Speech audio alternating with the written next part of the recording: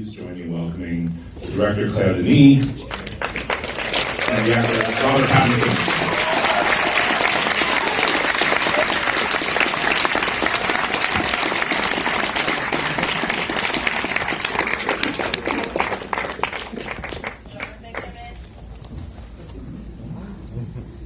I'm sorry, I look like a little person, but I have a sort of bronchitis, and it's not easy when it's sunny and warm. Thank you so much for being here.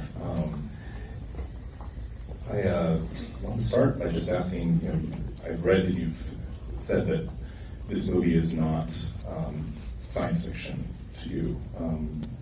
Is that true, or is it, can you explain that? Now that the question is repeated many times, asking many times, I realize it became like a sort of motto, but I think it's not. What I wanted to say is I didn't want people to expect too much of what it is, science fiction in many films today, with a lot of incredible special digital effects. And I thought it was a film about few people with no alien, no fight, and in space, that's all. I didn't want to say, no, this is not. I wanted to, not for people, because when we first screened it in Toronto, Robert was there. Wow, the first night I was, because I'm sure some people were expecting so much more, from fights and stars. Star, yeah, what? I was there, and I wasn't disappointed. So, but I know that this idea for this movie came to you. You've been working on it for some time. I'm sure there were many reasons, but why did it take so long to come together? First of all, the proposal was made to me by an English producer to do a film in English, and it took me a little time to accept, because I wanted to do it in English for a reason I could understand. For instance, being in space, meaning to me speaking American or Russian, So, and this producer, Oliver Dungy, also mentioned, okay, I would like you so much to do a film about a femme fatale. And it's far from me, this sort of thing. So I thought, well, in space, a femme fatale could be a little widow in a way, And it started like that, but then it was a slow departure, and then in French, and then written in French, and we had to translate it, and then a casting, but then the budget was there 6 months, and then suddenly it was not there anymore. And it's, as you have seen the credits, it's so many co-producers, So it took a long time, And I have to say, Robert was very patient with us. Robert, I don't expect you to remember this at all, but we did a really quick interview before you were about to go shoot High Life in Poland, and you were telling me about just. You were in Germany. What? You were not in Poland? No, in Cologne, yeah. I wasn't in Oh, sorry, no. I may be misremembering. Yeah. But you were talking about just, we were talking about just all the great directors you've worked with, and Claire being one of them, and just, and your love for working your way through your DVD shelf. Was she, I think she was on that shelf already, and so you were familiar with her work. She was a late arrival to it. I mean, I only really discovered Claire's work at when I was about 25, I think. But yeah, it was an immediate. I think it was 24, 25, and then she was an immediate priority target. Hunted. Well, okay. For me, you know. What was it like meeting for the first time and deciding that Robert was Monty? I have a great memory of the first time we met in LA in a hotel, and it was I remember you were wearing a sort of white t-shirt. I mean, you were whitish, I mean, pale, and I was also very tired from the flight, and I thought the energy to meeting someone was not really in me, and I thought it was a little bit also at a distance, but maybe because of that it was easy for me to realize that it was, of course, him, nobody else, and everything I had said before to the casting director was foolish. No, I wanted someone this and that, and it doesn't matter what you say to a casting director. There were some people I really were afraid of, but for other people,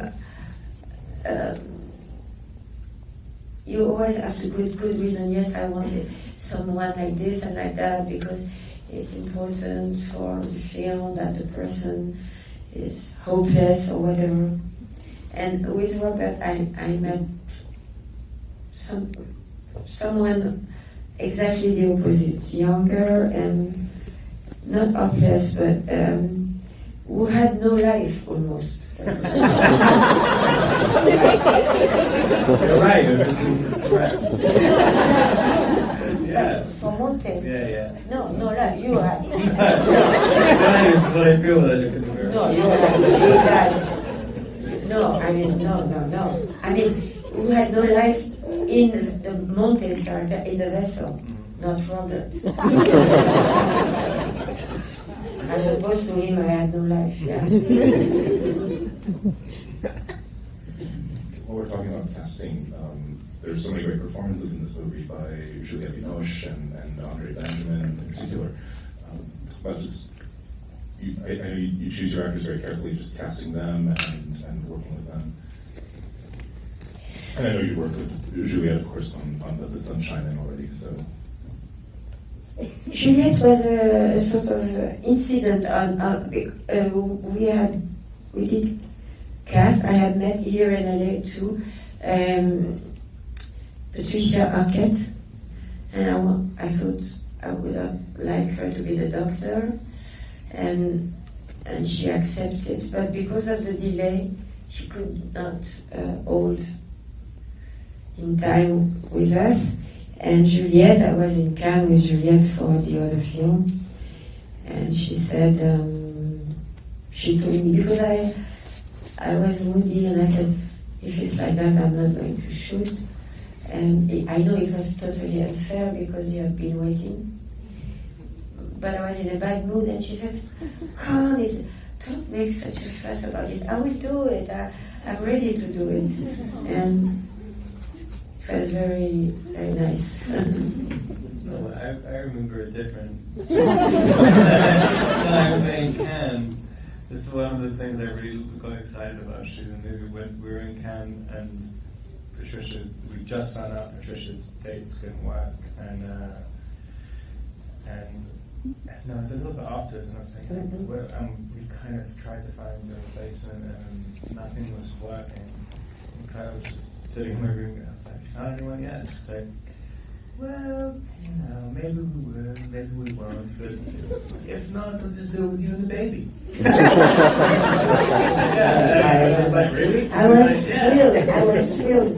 And you know what? This is true. Yeah. I had forgotten. I'll be And so down to do that. no, but the thing was that I immediately called all the producers. Hey, this is it. And they freaked out, you know, because what is this new thing? Now she's going to make it, you know. They were terrified. No, me, I would have loved. That'd be great. And Jessie. Yeah, of course. Jessie is the young actress who is Willow grown up. She's wonderful, and the baby is amazing. Yeah. Yeah. The casting. Oh, It's, yeah. no, it's his choice, and no, it's true. It's true. We were. You mentioned you do casting very carefully, and for me it's weird because casting carefully, it's as if I was searching, you know, with care. No, I think casting, it's a strange thing. Is you meet someone and it's it. That's it. You know, you meet someone and you know it will never work. It's not right for the film. There is nothing more important than that. Carefully, I think no, is on the spot, just like that, like I did with Mia Goth. I met her like 2 minutes and I said, André, I knew him and I wanted, but I mean, casting is not a question of when you do a cake, you have this amount of sugar, this amount of flour, no, it's something, it goes or not. Well, and throughout your films, you've worked with so many of the same actors again. And I think it's the same for actors. Yeah. They also, we feel, I mean, it's, carefully is a strange word in a way, because we are not careful. We are daring sometimes, I think, no? Yeah. When you look at me,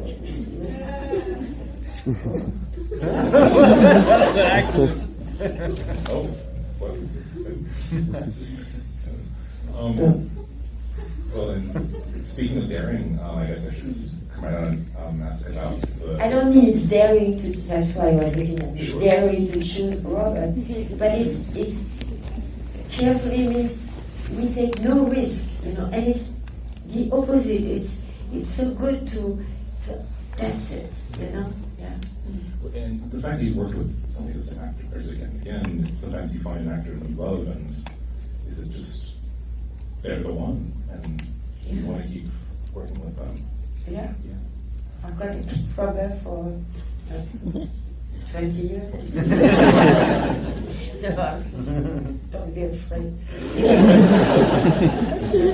The thing is with the actor in France I work with, is because I am, maybe I'm lazy, but once you like someone, why try to like some other person? It's so better to do one more run and then maybe another one. I think with Alex Descas I worked 7 or 8 times, you know. And Isabelle, we still have projects going on, but Isabelle Huppert, since White Material, but she's working so much, it's hard to find a little space. No, it's great to not to think each film. I don't think each film need a no. It's the same. it has to be something of the same, I guess. Not the same film, but same feelings. Robert, what is it? I know it's the effect of Claire's films is so remarkable, unique. But what is her method like? What is the process like to the degree that it can even be expressed? Not method in the sense of method act, but just the and especially something like this where the movie is about an experiment. It's about this and this enclosed experiment. And what was that like? I think you. I'm just going to steal your answer from yesterday. Well, if I can remember it properly, but I think she definitely. I think one of the things which I think are the most important about a director and which really work for I think group life anyway is just being able to really make everyone. It sounds pretty basic, but it's really difficult to do. But being able to make everyone just feel that they're very much part of the same journey, and it's an interpersonal skill just as well as. The skill of the director, but it's actually like you have it's just something about your personality that's very pervasive into the room, and I think there's the tone of the movie. That's your personality, and so you could feel it. It's not like I was surprised when I saw the movie afterwards. It felt like that in person, and I don't know what that is. It's just it's a unique ability, but there's no other filmmaker who makes movies like that. And that's kind of you've got an aura. I have to say, it's nothing I do consciously. I am like that in a way, very unable to be a conceptual person. It has to be what I feel, and what I feel not alone with what I feel with the DP, with the musician, of course with the actors, and like the set, when we start the film, the set was not completely finished, and every morning I was like having a phase, screaming, like it was not, everything should be familiar, really, And after 4 days, thanks to How Baby, the set became the place we used to. I started working in one of the rooms. You were laying in the bed with the baby. It became a place where also the DP was programming all his lights. So it became a place with, it's not like a location, but it's not far from a real place. Thanks to the baby, I think.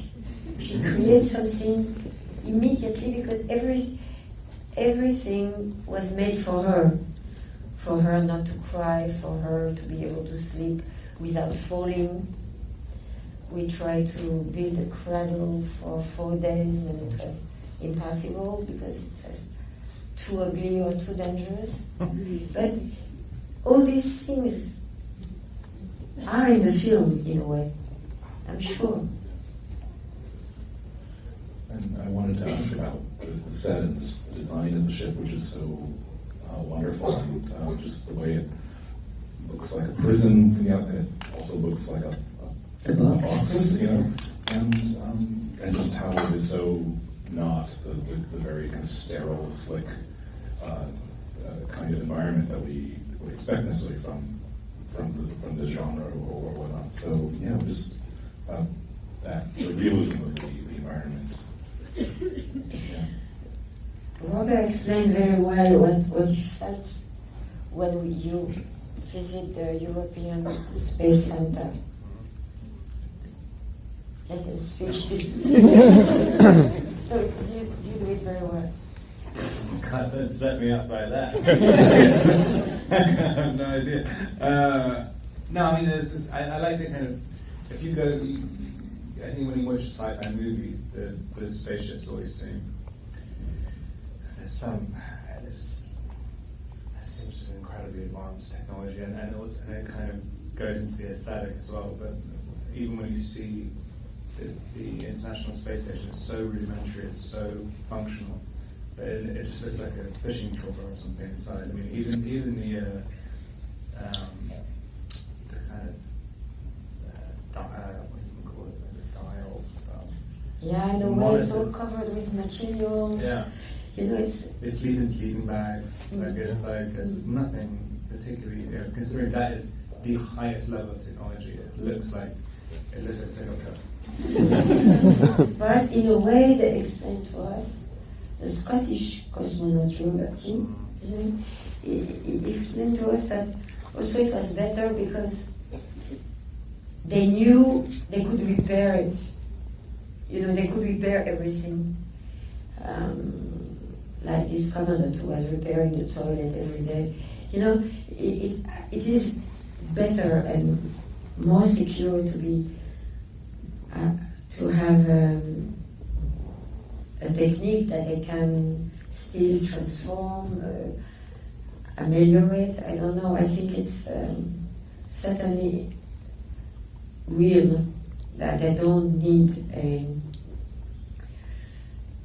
too much of the technology. Technology is very advanced in a way, but it has to be touchable, simple, you know, like in a kitchen, you know. I don't know. I love to be able to visit this place, yeah, because I always remember near the sleeping bag there is this little thing to put the toothbrush. You know, I mean, little details like that are great. I wanted to ask, if I may, about the thought box. What was the I guess just as that scene is so mesmerizing, and just what was it like shooting that one with Juliette and just conceptualizing that scene and that location or that installation. I don't know.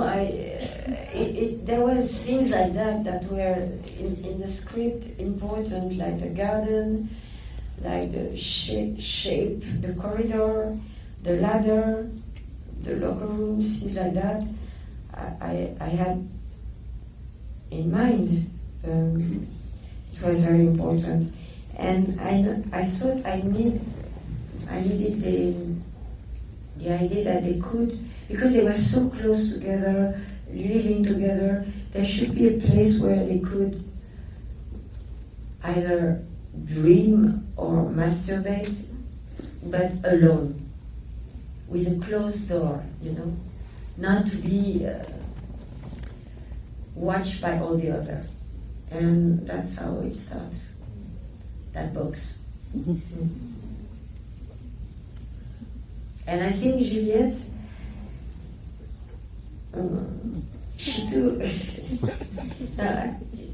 Juliette, she really fell for it. She was, that day, because we were only three, Yorick and me, the sound was exterior, and we had the playback of the music. Juliette never wanted to stop, you know, she was like, she was like so strong, I was amazed, you know. No, she is so beautiful in that scene.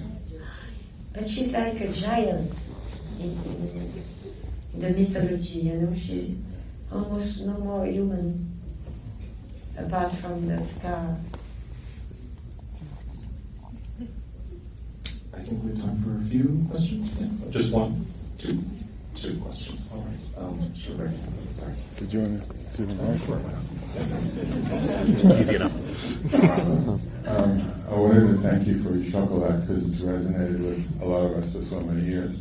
My question is how your conversation with Oliver went, and a collaboration with an artist this time, or not another director, and how that changed the film.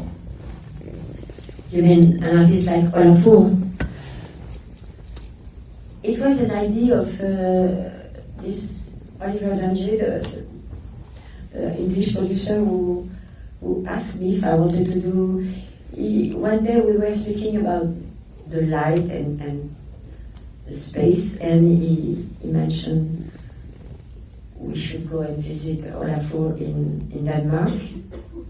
And then Olafur was very interested. He is very interested in the black hole at that time, and he was also interested to meet Aurélien Barraud, the astrophysician I was working with.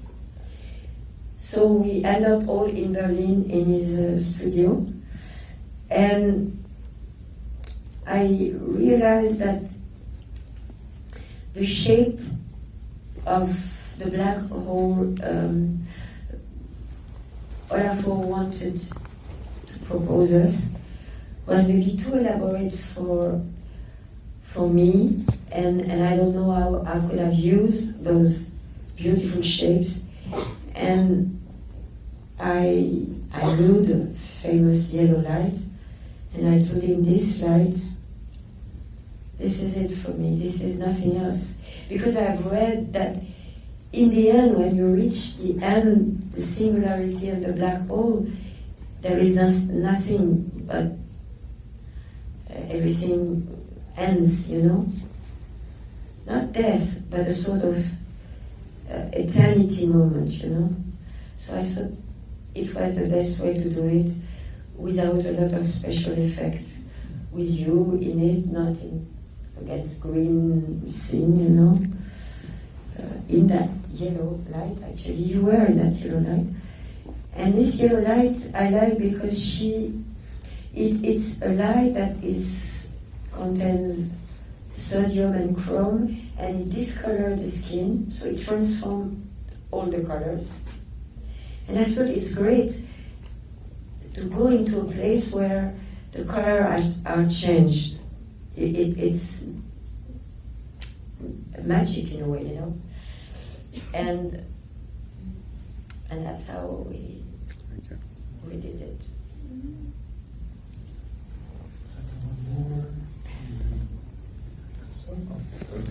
Yeah, this question's for Rob. Was there a particular film that you saw by Claire that influenced you and made you want to work with her? And if so, like, was there something about the way you thought she might work with you that influenced that? I mean, the first one I saw was White Material, and I'm always attracted to directors which, if they make a movie which seems very self-contained, it doesn't feel like, I don't know, I felt like that world's very, very fully realized, and it felt like you could turn the camera in any direction and it would still exist. It didn't just feel like it was just exist. The only thing that existed was the scenes. I think that makes performances a lot better as well. But then I think probably Beau Travail hadn't done really anything which was very kind of sensual, and I wanted to do, like, I loved that movie so much, and even on the page when I saw highlights, it didn't really seem like, I mean, I guess there are a lot of things like bodies and stuff, but quite, it was pretty open to interpretation. But I mean, I wanted to do something which was, if the director's looking for you to be able to use your body, then you'll probably be able to get something like that into it. So probably better. That's all we have time for, but congratulations on the film, and thank you both for being here.